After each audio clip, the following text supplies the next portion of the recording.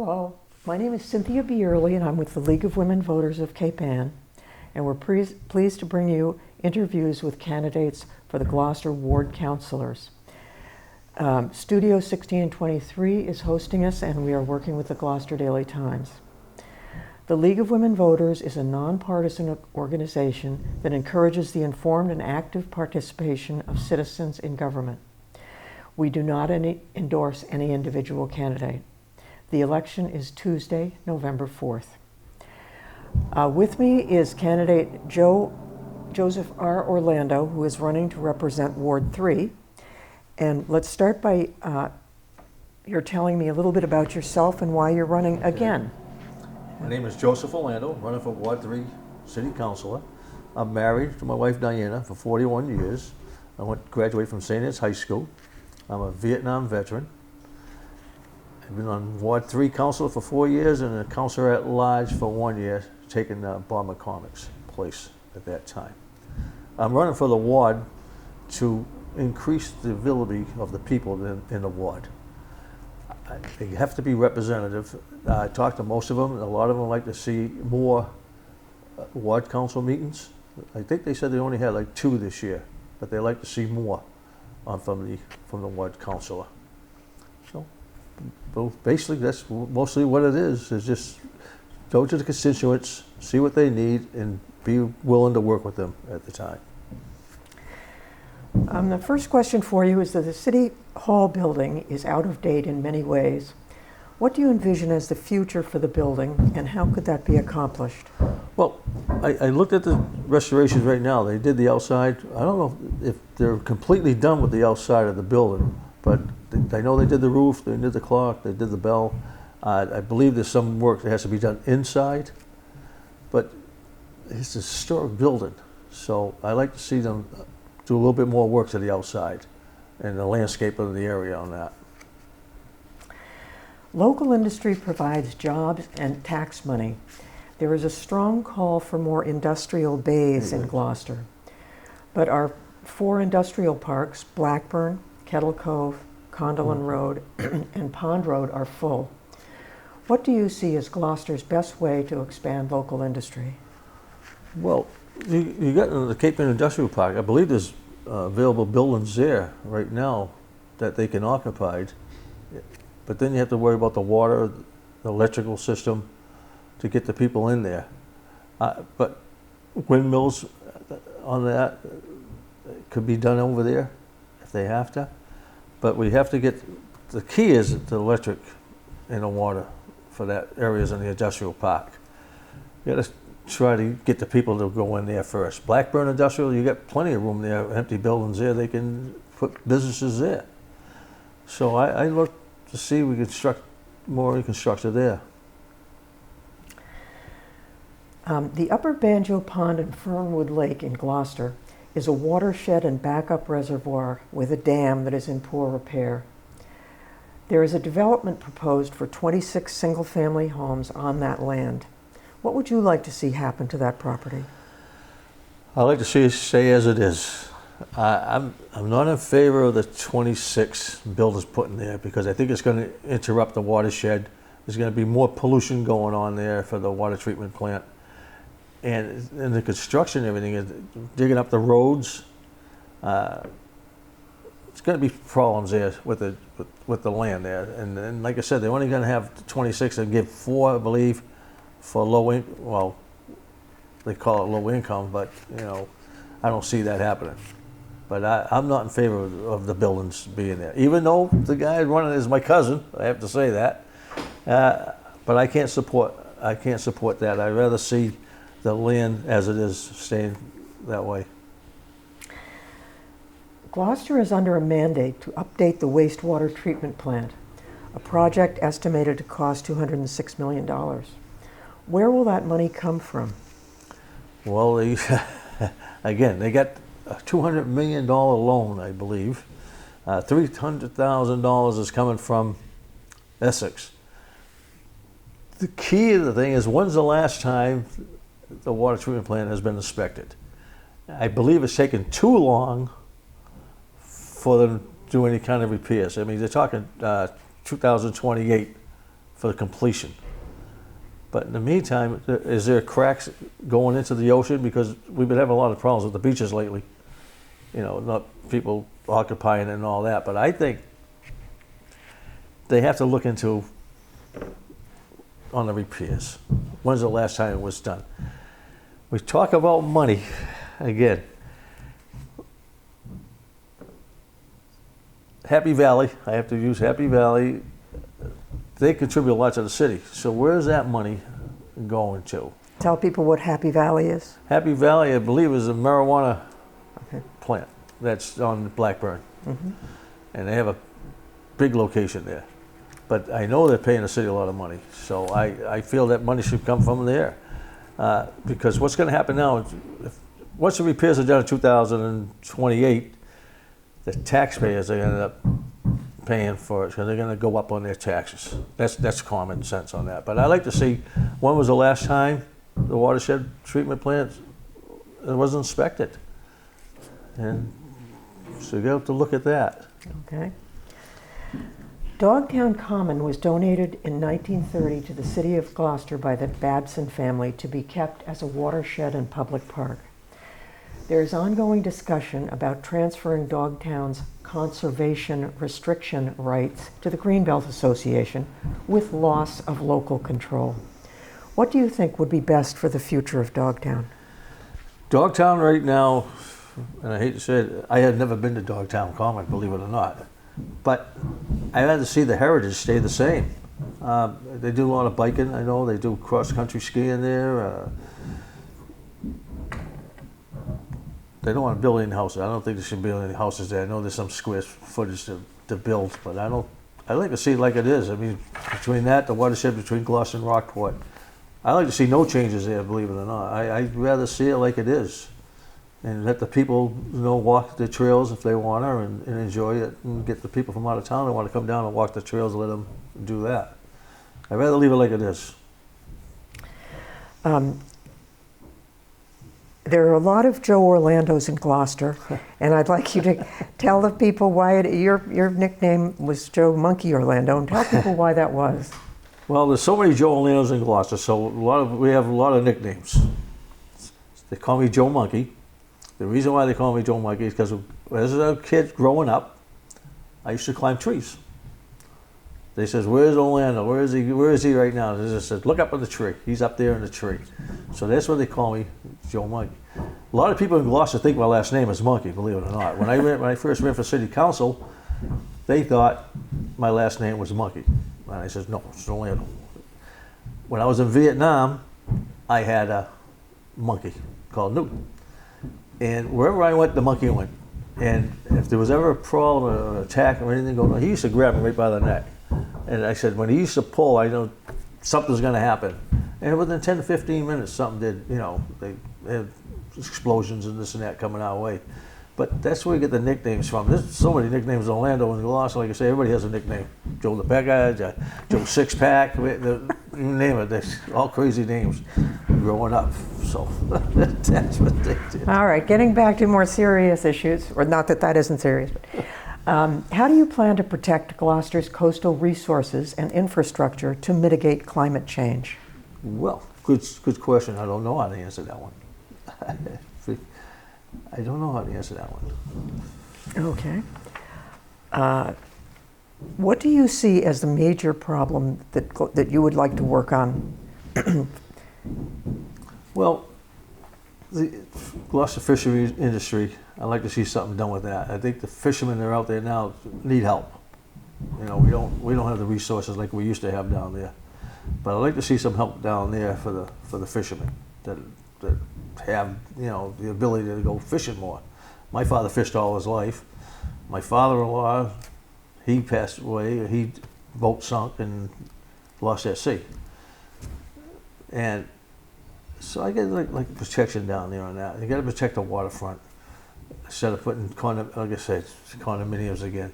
Mm-hmm. Instead of building condominiums and all that, let's protect the waterfront. I'd rather see that. Your history on the city council goes back a ways. What were the issues they were working on at that time that you think that have borne fruit? Well, we had the Dan Roberti's property that they wanted to build houses there Where's that? on Western Avenue, Dan Roberti's property. Okay. I think it got beat by one vote not to have it there. Market Basket, even though I work for Shaw's, Market Basket was one of the big issues going forward there. Talking back in '83, so '83, '84. Housing was always, everything was always with housing, you know, but like I said, the housing issue right now, a lot of people in Gloucester, we're driving the young people out of the city of Gloucester. You know, a lot of them can't afford $2,000 for rent, and plus you got to pay for heat, electricity, oil, whatever. And then, like, again, the other project now, $2,000 for one bedroom, $3,500 for two bedrooms. You know, which is really out of control. It's got it somewhere down the line. It has to be controlled. So I look forward to that. I'd like to give you now a chance to, and you can look right on that camera on the right there, straight, to tell us about yourself and why people should vote for you. Okay. Well, I'm young, 77. I represented Ward 3 for 4 years, and I went down and I went door to door this year for the election. I talked to most of the people. A lot of the people would like to see more ward meetings.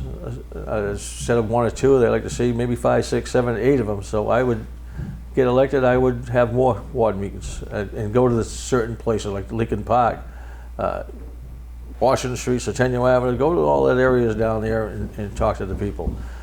Door to door. A lot of complaints I've been having is Washington Street. There's been a lot of traffic, which is speeding, especially at night. Railroad Avenue coming into Washington Street, a lot of people are not stopping. I had one resident suggested maybe they put a light there, which I don't know if it can be done or not, but I witnessed it. People don't even stop them. They're just going right through the stop sign. Whether they see it or not, I don't know. So I'll be working on that if elected. Washington Square, they can use some sidewalks. Lincoln Park can use some sidewalks. Mansfield Street, people are complaining about the cars from the dealership that's there, the car place there, which they like to see, you know, something done in that area. But if elected, I'll go to the house, door to door, and talk to the people, find out exactly what they need, and we'll bring it to the City Council. Thank you. On behalf of the League of Women Voters of Cape Ann, I want to thank Joseph R. Orlando, candidate for Ward 3 City Councilor, for agreeing to be interviewed. And thank you to Studio 1623 and Emily Grimes and the Gloucester Daily Times. Ethan Foreman is with us here today and is collaborating. And please remember to vote in the Gloucester election on Tuesday, November 4th. The League of Women Voters of Cape Ann is pleased to bring you 15-20-minute interviews with the candidates for Gloucester Ward Council. Studio 1623 Studios is hosting us, and with us is also Ethan Foreman, who's a reporter with the Gloucester Daily Times. The League is a nonpartisan organization which encourages the active participation of citizens in their government. The League does not endorse individual candidates for office. The election is Tuesday, November 4th. I'm June Michaels, a Rockport resident, and the candidate with me is Marjorie Grace, who's running for a second term to represent Ward 3. Let's start by your telling me a little about yourself. Sure. And why you're running. Sure. I'm a lifelong resident for the most part of Gloucester. I did leave for a few years in between and ventured down onto the South Shore and quickly realized that the North Shore is home. Headed back up here to raise my daughter here.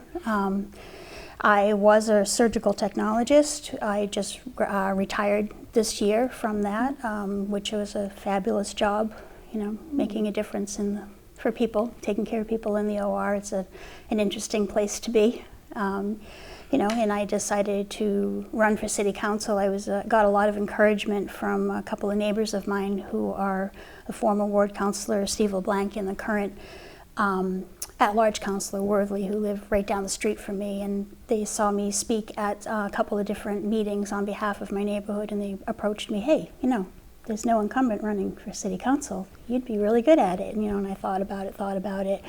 And I made the decision that I wanted to be, kind of a proactive participant in what goes on in this city, and not a reactive one that kind of complains or, laments or goes on social media or whatever. I wanted to be part of solutions.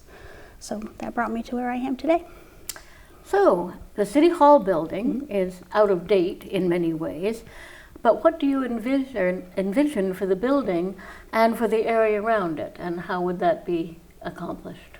Well, there's been a lot of work that's been done on City Hall over the last few years. There was a lot of structural issues, like some of the integrity of the trusses needed to be addressed. A lot of that has been fixed. There's been a lot of the windows were fixed. The steeple that was going to become the Leaning Tower of Gloucester, if something wasn't done, was shored up. It was fixed. It was straightened. And City Hall is an iconic landmark in this town. And I think that it's vital that we take care of it, that we restore what needs to be restored, that we fix it, that we cherish it, because I would hate to come over the horizon one day and it not be there.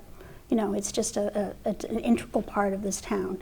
I think the history that it represents, I think that, the eyes, the windows are like eyes looking on us from the past of the people that went through those offices and shaped the city.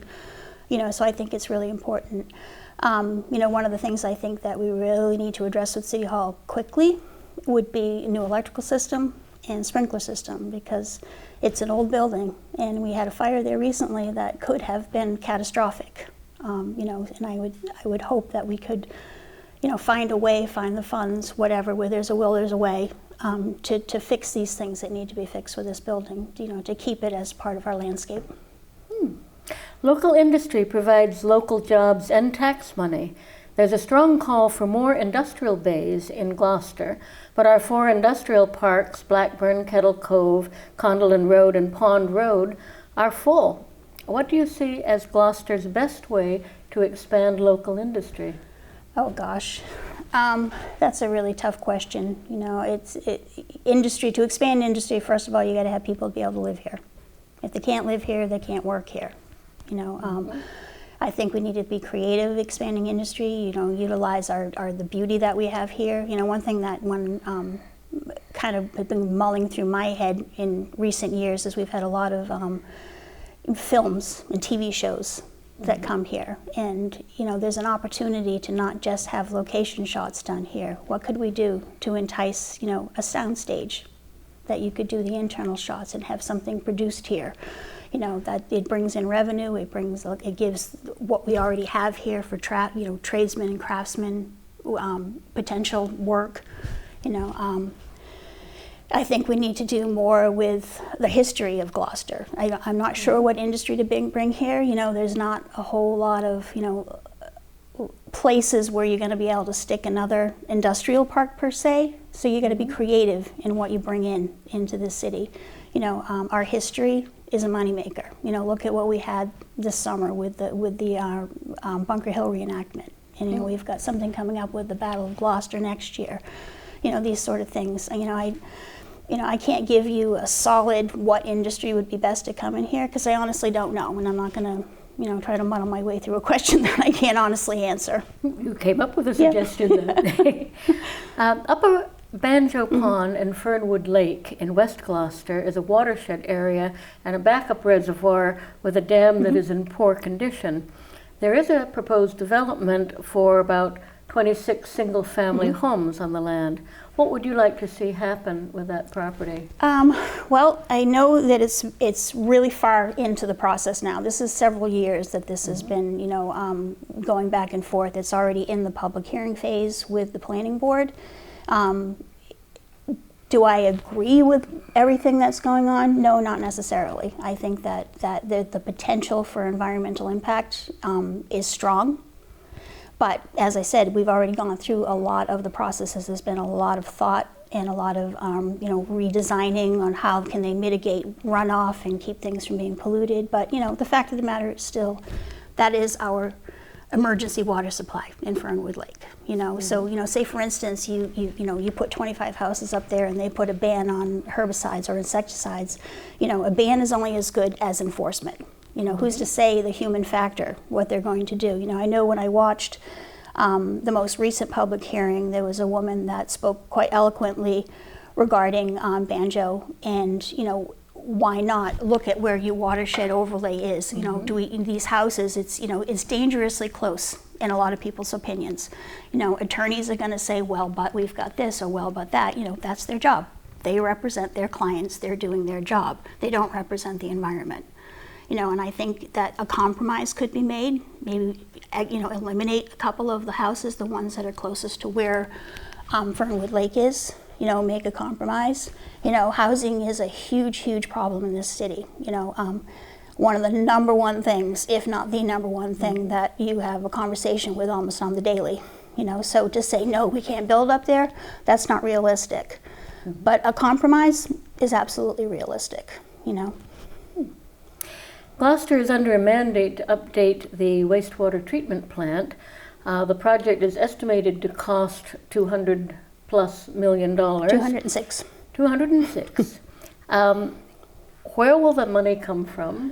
What will be the impact on the tax rate, since probably some of the money is going to come from the real estate taxes? From the sewer, water and sewer rates. We have already received $1 million from the feds on this, thankfully, and it's my understanding that Moulton had a lot to do with that, which, as a citizen, I am very grateful. We've also gotten $10 million from ARPA money that's going to that, which leaves us, roughly about, 190 some odd million that we still need to come up with, which, I would think that, seeking out more grants, more federal money, more money from the state, with the landscape, the national landscape right now, that's not necessarily going to be an easy, sort of road to go down.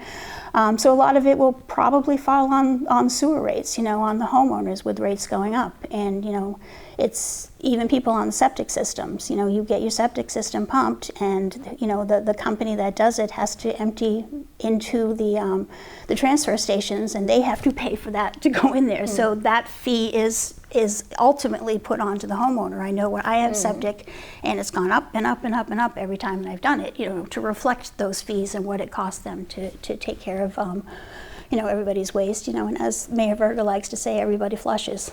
We're all going to have to do something, and whether we like it or not, it's a mandate. We don't have a choice. 40 years ago, when this was brought online, we were given a waiver, and that has long since expired. I think it was like 2022. It was like, yeah, no more. You've got to do something about this. So we don't have a choice.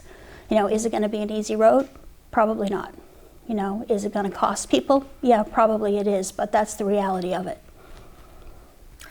Dogtown Common was donated in 1930 to the city of Gloucester by the Babson family to be kept as watershed and a public park. There's ongoing discussion about transferring Dogtown's conservation restriction to the Essex County Greenbelt. Would that result in a loss of local control, and what do you think would be the best way to take care of the property? Firstly, I think Greenbelt is an outstanding organization. When you drive around and you see the places that are preserved by Greenbelt, it always brings a smile to my face to see, that's something that is beautiful, that no one's going to be able to touch it. However, with Dogtown, I think personally, I don't know what the long-term plans are, but I personally, having that have been my playground when I was a kid, I grew up in Riverdale. I don't think that it should ever leave the hands of Gloucester. As you said, it was a gift to Gloucester from the Babsons, right? Right, as was, a lot of the area surrounding it, where the extension of the highway, that was Babson land, that was all donated. There's a lot, I would hate to see, Dogtown gentrified in any way, shape, or form. I think it needs to stay rustic, and I think we need to maintain the trails, we need to maintain the history, make sure that there's no further damage done to the archaeological stuff that's up there, but I would think it would be a travesty to ever have it be gentrified in any way, shape, or form, and I don't think Gloucester should ever let that treasure out of its hands. How do you plan to protect Gloucester's coastal resources and infrastructure to mitigate climate change, especially in light of the federal government going elsewhere Yes. on this? Yeah, you can't really, when you see the leader of the free world telling everybody that it's a hoax on TV, I first of all, I try to keep partisan politics, or I 100% keep partisan politics out of my work with City Hall. However, this is a global, so we'll go into it a little bit. Climate change, you've got to educate people, and you've got to hope that the people that are non-believers, that at some point in time they have an epiphany and they realize, what we are doing to the planet, what man has done to this planet. We are stewards, and we don't have a right to doom future generations to a planet that's inhabitable. We just simply don't. As long as oil is the moneymaker for so many people on this planet, unless you have another energy source that's going to bring them as much capital, you're not going to see anything change. I think on the local level, I think we need to encourage more alternative energy. I think we need to get to find a way, have the city encourage working with National Grid, that we can get into the program that they have. You can't just put up a solar panel and on the public schools and say, here we are. They have to accept that into what they're doing. I think that we could, do a little bit more with mandating that you have to build green buildings, that you need to be responsible for what your portion of the carbon footprint is. We all need to do something, I think we need to educate the public on how they can go about getting solar. We have people currently going around knocking on doors, like, the vacuum cleaner salesman, and it's, that's great, and, there's a personal contact. However, it's a very archaic way of getting information out there, One knocked on my door. He was a very nice young man, but this isn't the time. I can't make a decision about putting solar on my house when I'm standing in the front doorway on my way out to the supermarket, So I think there needs to be more of an emphasis put on education, and how can that be done? You can do, the Climate Coalition has done a lot in the city to bring, and I think we need to bring more people into that. And I think people need to, even if you don't believe it's real, even if you are, go along those lines that it's a hoax, you should still listen. We have to listen to you. You should listen to us too. It's a two-way street. So, well, it's time for you to make a closing 1 minute already plea to Wow. the voters. Well, I've worked really hard to be a good city councilor. I came into this really kind of not knowing what I didn't know, and there has been so much to learn, and I've actually liked the challenge of it. I look forward to city council meetings. I look forward to my 300-page packets showing up every other week to study for the weekend. I like the challenge of it. When I was elected, one of my promises that I made to myself as well as to the public was that I was going to bring decorum and respect back to City Hall, because we had a number of years where there was a lot of kind of fighting back and forth and some antics that went on that quite frankly, it wasn't a good look for our city. So I've worked hard to remain respectful, and I have developed a very good rapport with my fellow councilors, with department heads that I need to talk with, with the administration. I've worked hard to be real and approachable. I am 100% track record for responding to any and all constituents that reach out to me. Do I always have an answer? No. But do I always try? Yes. Do I always follow up? Yes. I've worked hard to, to be the kind of counselor that I wanted before I was a counselor. Somebody that is approachable, somebody that is willing to put in the work, and if I don't know something, I'm not afraid to ask somebody for help. I'm not afraid to ask a question. When I go into city council meetings, if it's a public hearing, sure. Everybody has a kind of an opinion that they might have formulated about something, but I personally have an open mind and I keep a level head, because there's never a point in time with anything that we do that we can't learn something else. So I approach everything with city council, to be as fair and to be as honest and maintain my integrity, 100%. So vote for me on November 4th. Thank you. On behalf of the League of Women Voters of Cape Ann, I want to thank Marjorie Grace, candidate for Ward 3 Councillor, Thank you. for agreeing to be interviewed, and thank 1623 Studios and the Gloucester Daily Time for making it accessible to the public. Please remember to vote in the Gloucester municipal election on Tuesday, November 4th. Your vote is your voice.